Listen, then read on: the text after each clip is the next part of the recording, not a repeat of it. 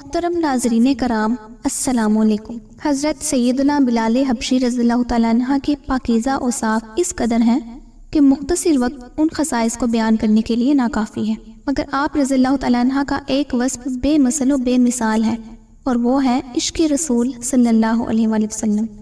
یوں تو عشق رسول تمام صحابہ کرام کے دلوں کی دھڑکن تھا، مگر سیدنا بلال حبشی رضی اللہ تعالیٰ عنہ اپنے آقا کی محبت و غلامی میں یوں گم رہتے کہ انہیں دنیا کی کسی چیز سے کوئی غرض نہ ہوتی۔ وہ سب کچھ برداشت کر سکتے تھے، لیکن انہیں کبھی یہ گوارا نہ تھا کہ کوئی ان کے آقا کی شان اقدس میں ادنا سی بے ادبی کی جرت کرے۔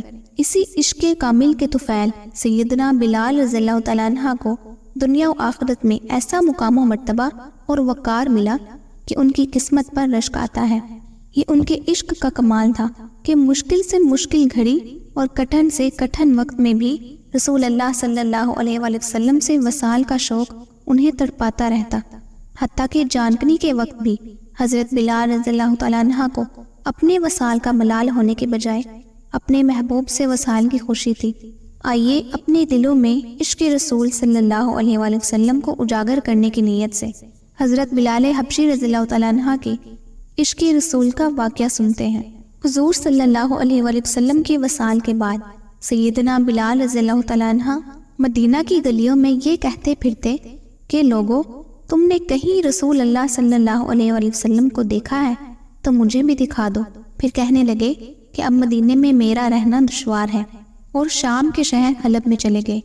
تقریباً 6 ماہ بعد آپ صلی اللہ علیہ وآلہ وسلم کی خواب میں زیارت نصیب ہوئی تو آپ صلی اللہ علیہ وآلہ وسلم فرما رہے تھے، اے بلال، یہ کیا بے وفائی ہے، تو نے ہمیں ملنا چھوڑ دیا، کیا ہماری ملاقات کا وقت نہیں آیا؟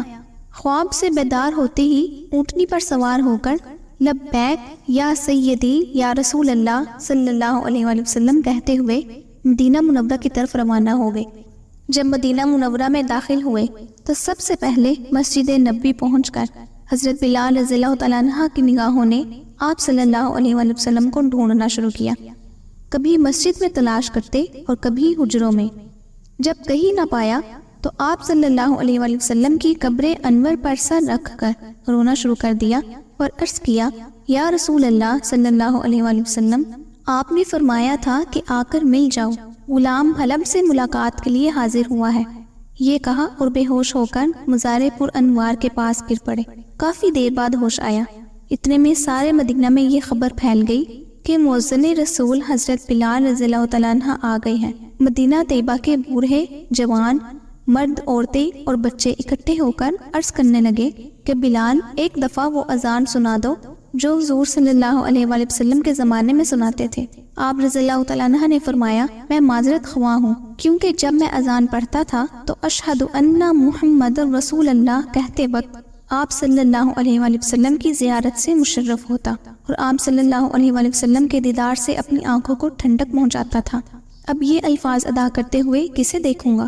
بعض صحابہ کرام رضی اللہ تعالیٰ عنہ نے مشورہ دیا کہ حسنین کریمین رضی اللہ تعالیٰ عنہ سے سفارش کروائی جائے، جب وہ حضرت بلال رضی اللہ تعالیٰ عنہ کو اذان کے لیے کہیں گے تو وہ انکار نہ کر سکیں گے۔ چنانچہ امام حسین رضی اللہ تعالیٰ عنہ نے حضرت بلال رضی اللہ تعالیٰ عنہ کا ہاتھ پکڑ کر فرمایا، اے بلال، ہم آج آپ سے وہی اذان سننا چاہتے ہیں جو آپ ہمارے نانا جان اللہ کے رسول صلی اللہ علیہ وآلہ وسلم کو اس مسجد میں سناتے تھے۔